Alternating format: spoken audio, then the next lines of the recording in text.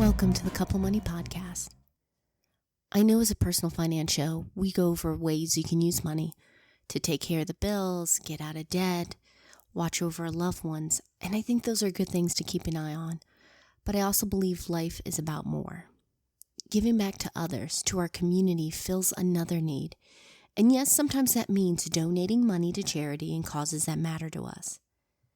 But sometimes our giving can become more personal and involved with volunteering.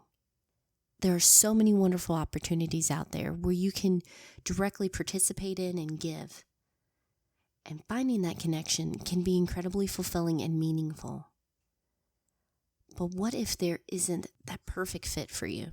What do you do then? For some who have the time, energy, and passion, the answer is starting a nonprofit that addresses those specific needs in the community and aligns with their values. But how do you begin? How do you start a charity from the ground up? In this episode, Dorothea Kelly tells us how she got into the world of nonprofits and how you can too. She also has tips for those looking to start their own, and she'll go over the pitfalls to avoid. So if your heart's moving you to get out there and do more, I hope this episode helps.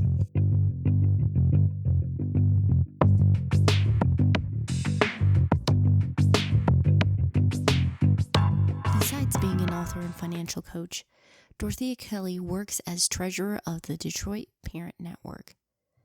It's an organization near and dear to her heart.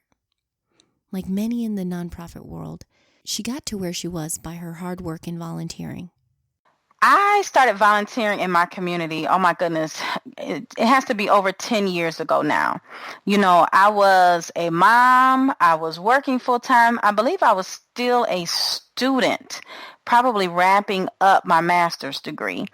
And I was busy. I was, I had things going on, kids' activities, all this kind of thing.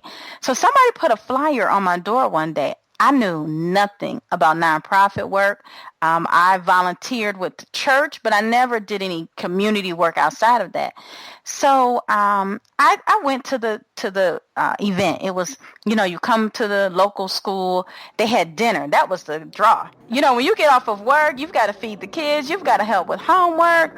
But a lot of times at these events, what they would do is they would have somebody to have a room for the kids so they could do their homework. They'd feed you. They'd feed your kids. And so I was like, yes, I'm coming. I don't have to cook. So I went and I was, like you said, most people have giving hearts. And what they were doing in the community, I lived on the east side of Detroit for 14 years. And this was early in that process. And I was like, man, they're planning to bring all these resources to our community. Parents need this, kids need this. And I really wanted to get involved, but I felt like I was too busy. And I'll never forget, a guy stopped me and I was telling him, he's like, you coming back?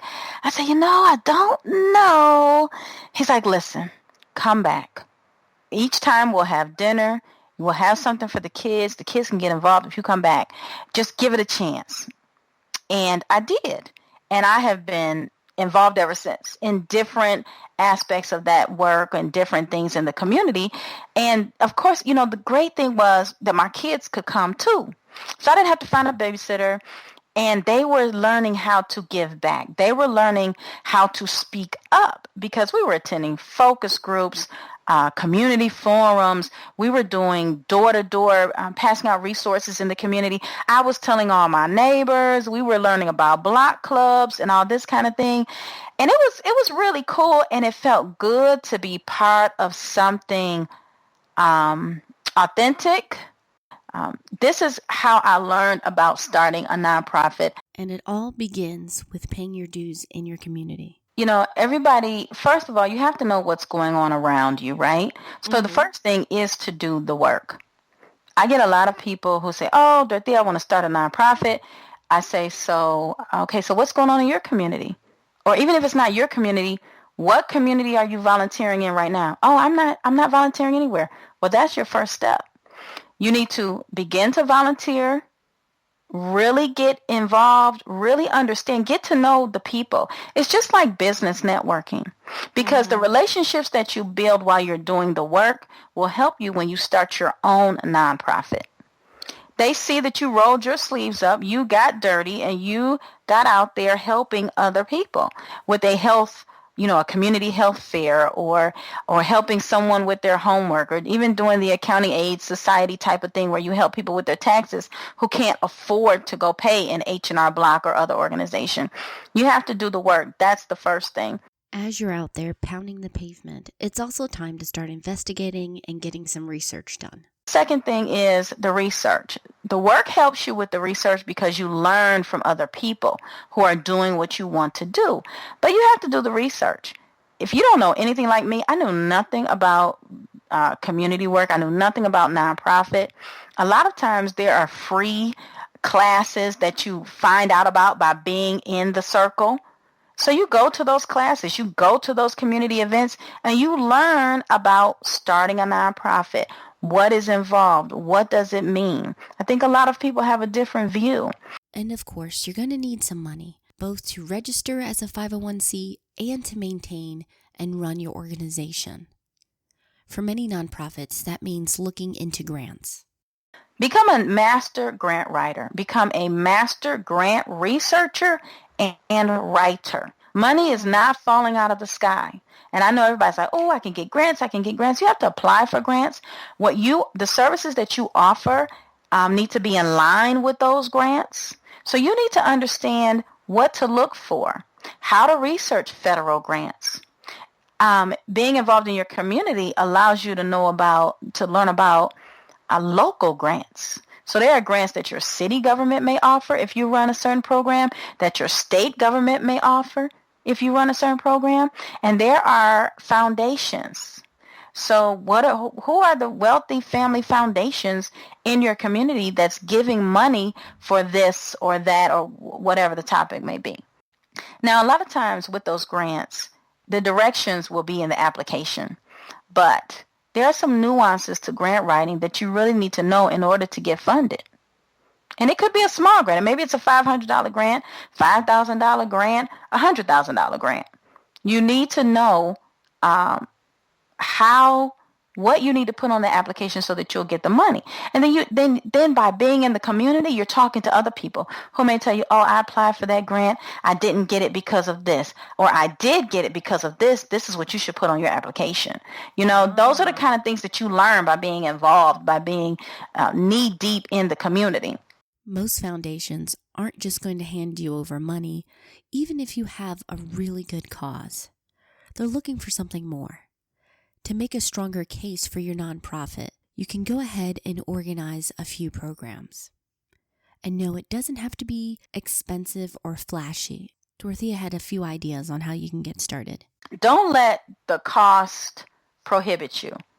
You do want to get it, but you can go ahead and begin your work without it while you're waiting to save the money or to get your application approved. So what I suggest people do, because part of doing the work is finding out what programs you even want to run. Do you want to serve children? Maybe you want to create an after-school tutoring program. Maybe you want to serve senior citizens and you want to help them get healthy with exercise, or you want to help them understand their health care. Whatever your topic is, you need to be an expert in that topic.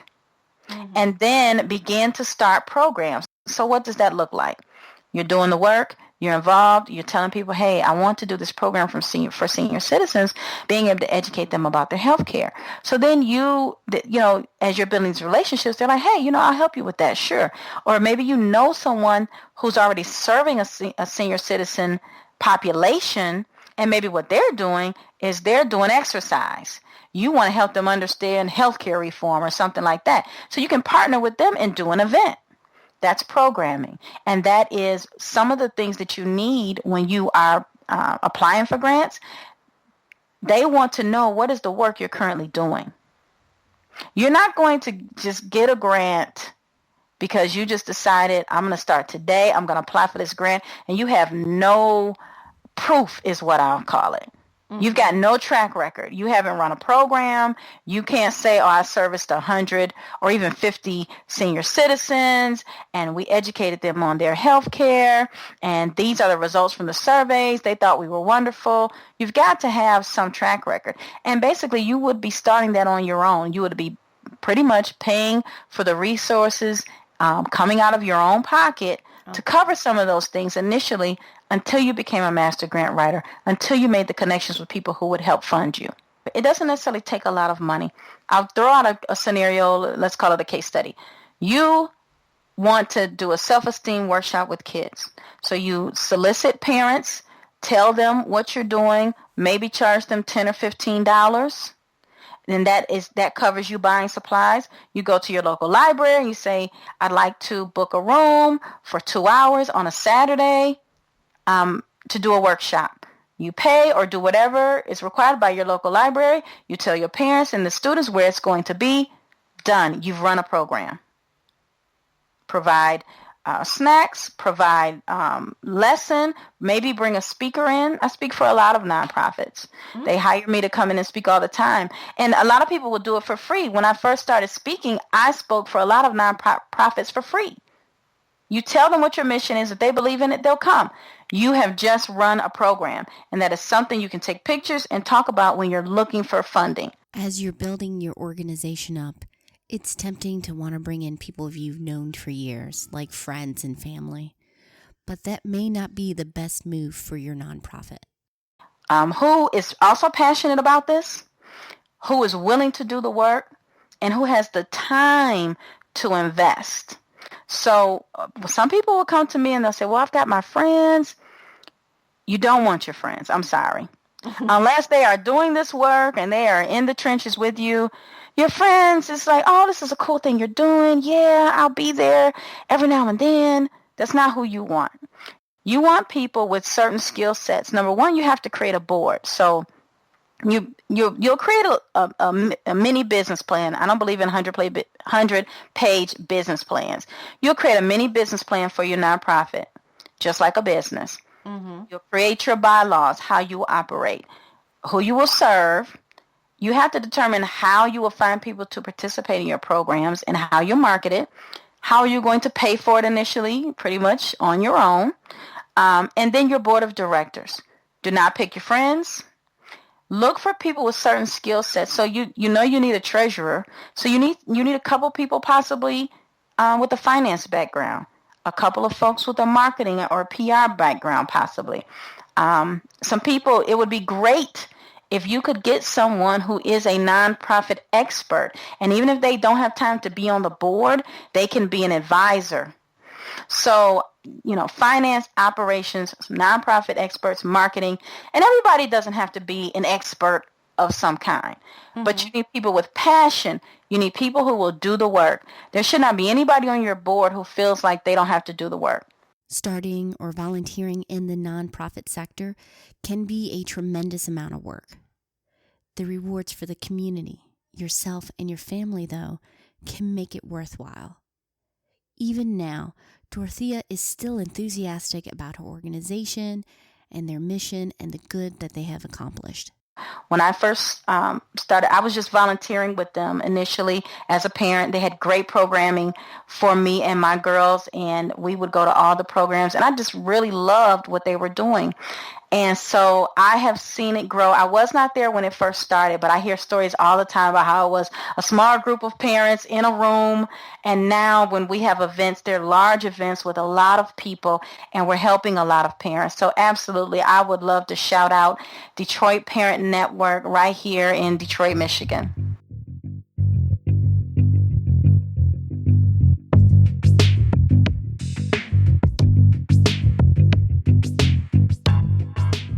Special thanks again to Dorothea for coming on the show and sharing her story. Please check her out at themoneychat.com. And if you want to find out more about Detroit Parent Network, I have the link up in the show notes. Couple Money Podcast is made possible because of listeners like you. Every tweet, Facebook like, and pin gets the word out. Thank you so much for your support. Next episode, we're having Jen Hemphill on the show to talk about money mindsets. So if you don't want to miss out, make sure you're subscribed to the podcast. It's free and easy. We're out there on iTunes, Stitcher, SoundCloud, and more. You can also grab the feed off our site so you can listen to the show from whatever service app you prefer. And if you enjoy the podcast and find it helpful, could you please leave a review? It takes about a minute, but it would be a huge help. Thank you again for listening. Take care.